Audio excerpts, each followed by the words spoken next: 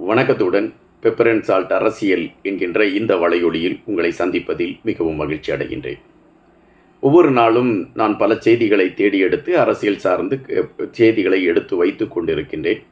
நீங்கள் பார்வையிடுகின்ற விகிதாசாரங்கள் மிக குறைவாகத்தான் இருக்கின்றது. எங்கள் வலையொலிக்கு முதலாக வரக்கூடியவர்கள் நீங்கள் பகிர்ந்தளித்தால் நாங்கள் வெளியிடக்கூடிய காணொலிகள் உங்களை வந்து அடைவதற்கான ஒரு களத்தை எட்டும்.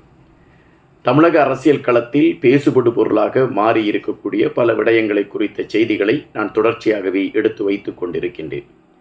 இன்று கூட மருத்துவர்கள், அரசு மருத்துவர்கள் ஒரு போராட்டத்தை நடத்தி இருக்கிறார்கள். அந்த போராட்டத்திற்கு அவர்கள் எடுத்து வைத்திருக்கக்கூடிய காரணம், கிண்டி கலைஞர் மருத்துவமனையில் பணியாற்றி புற்றுநோய் துறையில் தலைவராக பணியாற்றி கொண்டிருந்த பாலாஜி என்கின்ற மருத்துவரை பெருங்குளத்தூரை சேர்ந்த விக்னேஸ்வரன் என்கின்ற 26 வயது இளைஞன் தன்னுடைய கையில் கொண்டு வந்திருந்த கத்தியால் குத்தி அவரை காயப்படுத்தி விட்டான் என்கின்ற ஒரு செய்தியின் அடிப்படையும், அதற்கு மருத்துவர்களுக்கு பாதுகாப்பு இல்லை என்பதை மையப்படுத்தி மருத்துவர்கள் இந்த போராட்டங்களை நடத்தியிருக்கிறார்கள். அதற்கு அரசு எதிர்ப்பு தெரிவித்தது என்கின்ற செய்திகள் எல்லாம் வருகின்றன. இங்கு விளங்காத சில கேள்விகள் இருக்கிறது. முதலாக மருத்துவர் காயம்பட்டவுடன் வந்த செய்தி மிகப்பெரிய பரபரப்பையும் மக்கள் மத்தியிலே ஒரு பதட்டத்தையும் ஏற்படுத்தியது.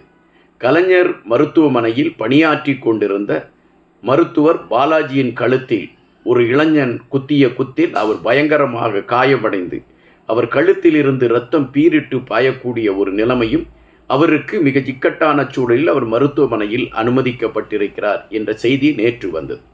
இன்று மருத்துவர் கஞ்சியை குடித்தபடி நான் நலமாக இருக்கிறேன், எனக்கு ஒன்றும் பெரிய பாதிப்பு இல்லை, எனக்கு 5 வருடம் இருக்கிறது, இந்த 5 வருடமும் அதே மருத்துவமனையில் பணி செய்வதற்கு முதலமைச்சர் எனக்கு அனுமதி தர வேண்டும் என்று தன்னை சந்திக்க வந்த முதலமைச்சரிடம் கோரிக்கை வைத்திருக்கிறார். இங்கு 2-3 சந்தேகங்கள் எழும்புகின்றன.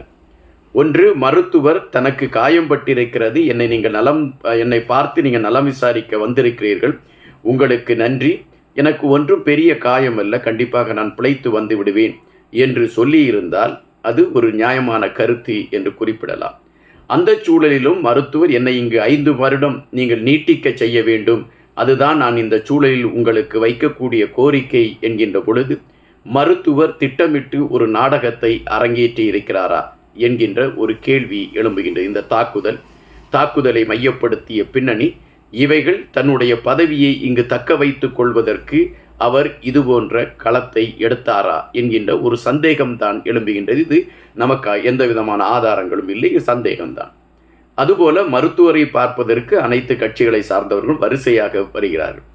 ஆனால் இந்த மருத்துவரை தாக்கியதாக சொல்லப்பட்ட அந்த இளைஞர் விக்னேஸ்வரன், அந்த விக்னேஸ்வரனை பிடித்தவுடன் அந்த மருத்துவமனையிலே இருக்கக்கூடிய ஊழியர்கள் அவனை கடுமையாக தாக்குகிறார்கள்.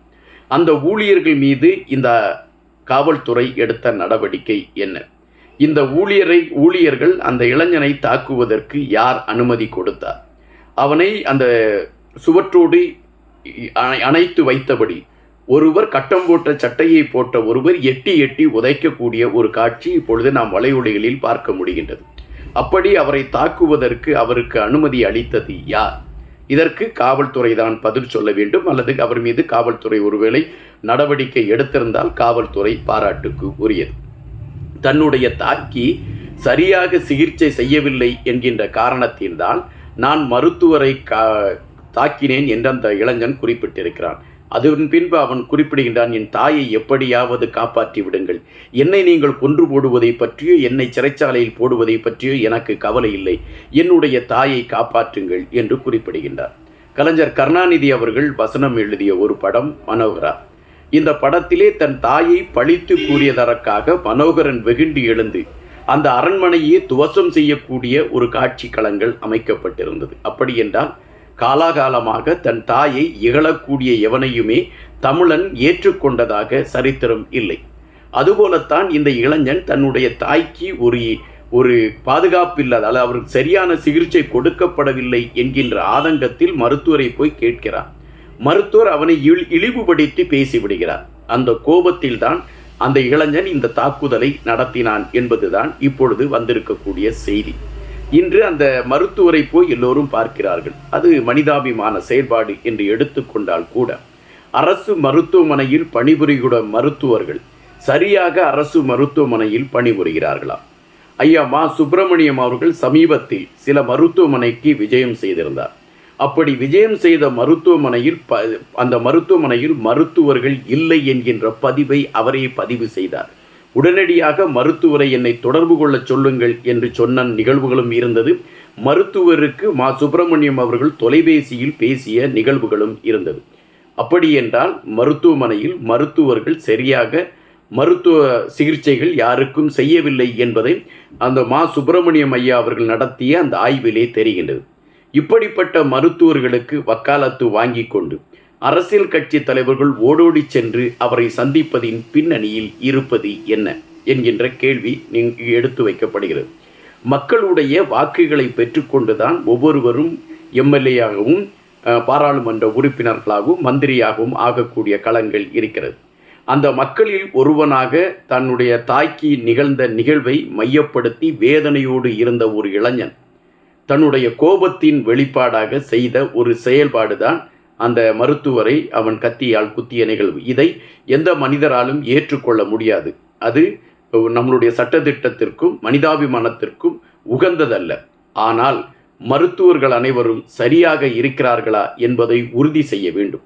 உறுதி செய்துவிட்டு மருத்துவருக்கு ஆதரவான கருத்துக்களை அரசியல் சார்ந்தவர்கள் பதிவிட்டால் அது சிறப்பாக இருக்கும். இந்த அரசியல் சார்ந்தவர்கள் ஒரு நிமிடம் எந்தெந்த மருத்துவர்கள் எங்கெங்கு தனி சிகிச்சை பிரிவுகளை வைத்து அவர்கள் தனியாக சிகிச்சை செய்து கொண்டு இருக்கிறார்கள் என்கின்ற விவரத்தை அவர்கள் பட்டியல் எடுத்தாலே பல அரசு மருத்துவர்களுடைய முகத்திரைகள் கிழிவதற்கான வாய்ப்புகள் இருக்கிறது. அரசு மருத்துவமனைக்கு நிறைய நோயாளிகள் வருகிறார்கள் என்பது மறுப்பதற்கு இல்லாத செய்தி. ஆனால் அந்த நோயாளிகள் தரம் வாய்ந்த சிகிச்சைகளை பெறுகிறார்களா அல்லது கனிவான சிகிச்சைகளை பெறுகிறார்களா என்றால் ஒட்டுமொத்தமாக இல்லை என்பதுதான் பதிவு. அங்கு இருக்கக்கூடிய வார்ட் பாயிலிருந்து அங்கு இருக்கக்கூடிய தாதியர்களிலிருந்து பலர் அங்கு இருக்கக்கூடிய நோயாளிகளை தீண்டத்தகாதவர்களாக பார்க்கக்கூடிய நிகழ்வுகள் தான் நடந்து கொண்டு இருக்கின்றன.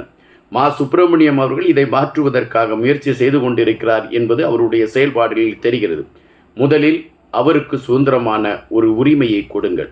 அரசு மருத்துவமனைகளில் இருக்க குளறுபடிகளை தீர்ப்பதற்கும் அரசு மருத்துவர்கள் செய்யக்கூடிய தவறுகளை திருத்துவதற்கும் மா சுப்பிரமணியத்திற்கு ஒரு அங்கீகாரத்தை கொடுங்கள். கண்டிப்பாக மாற்றம் நிகழலாம். இந்த மாணவன் செய்தது தவறா, இந்த இளைஞன் செய்தது தவறா பிழையா என்கின்ற விடயத்திற்குள் நாம் செல்வது இப்பொழுதுள்ள சூழலில் தேவையற்ற ஒன்று. ஆனால் இந்த மருத்துவர் பின்னால் இருக்கக்கூடிய தவறுகள் என்பதையும் ஊடகங்களும் செய்தி நிறுவனங்களும் எடுத்து வைக்க வேண்டும் என்பதுதான் பெரும்பாலான மக்கள் வைக்கக்கூடிய கருத்தாக இருக்கிறது.